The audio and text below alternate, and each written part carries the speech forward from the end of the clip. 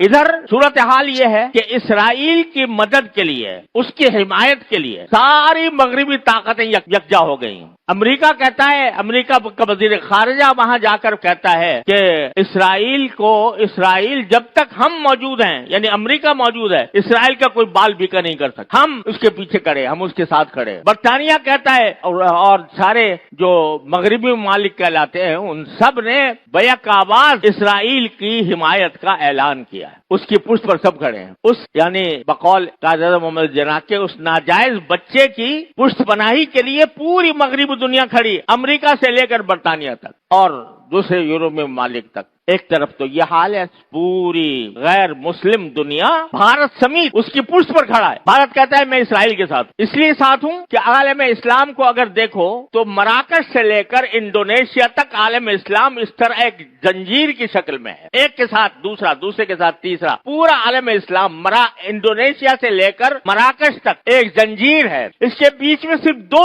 غیر مسلم حکومتیں حائل ہیں، ایک بھارت، ایک اسرائیل. تو دونوں ایک دوسرے کے یارو مددگار ہیں. تو بھارت نے بھی اعلان کیا کہ ہم بھی اس کی حمایت کریں گے، اسرائیل کا، اور ساری مغربی دنیا اس کی حمایت. لیکن افسوس جس بات پر ہے اور جس بات کا شدید صدمہ ہے کہ مسلمان ممالک جو انڈونیشیا سے مراکش تک پھیلے ہوئے ہیں، جو غزہ کے برابر آباد ہیں، جو اسرائیل ایک چھوٹا سا نقطہ ہے ان کے ارد گرد مسلمان ملکوں کے اعتبار سے، وہ ایسا ہے کہ اگر کسی زمانے میں کہا جاتا تھا کہ اگر سارے مسلمان مل کے تھوک بھی دیں تو اسرائیل غرق ہو جائے. لیکن افسوس ہے کہ سارے مسلمان ملک صرف یا تو خاموش ہیں یا محض زبانی کلامی حمایت کا اعلان کر رہے ہیں.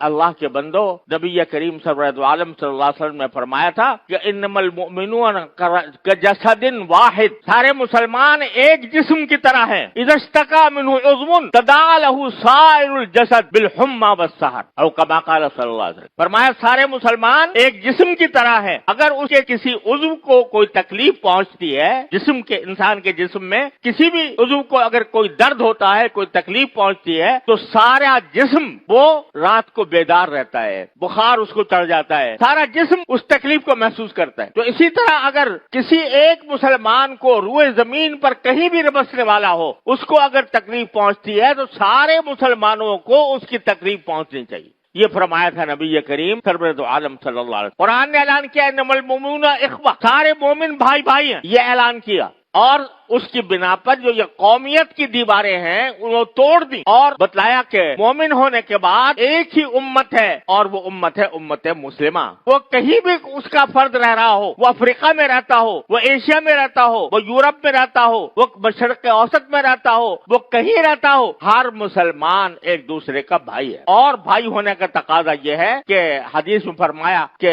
لا یسلمہ ولا یخذلہ، مسلمان دوسرے مسلمان کو بے یار و مددگار نہیں چھوڑتا. لا یسلمون، نہ اس کو دشمن کے حوالے کرتا ہے اور نہ اس کو بے یار و مددگار چھوڑتا ہے. مسلمان کی خاصیت یہ ہے. لہذا اس نقطۂ نظر سے اگر دیکھا جائے تو مسلمانوں کی تاریخ سے بھری پڑی ہے کہ ایک جگہ پر اگر مسلمان کو کے اوپر کوئی دشمن حملہ آور ہوا ہے تو دوسرے مسلمان اس پر آ کر ان حملوں سے اور ان ظلم و ستم سے نجات دلائی ہے.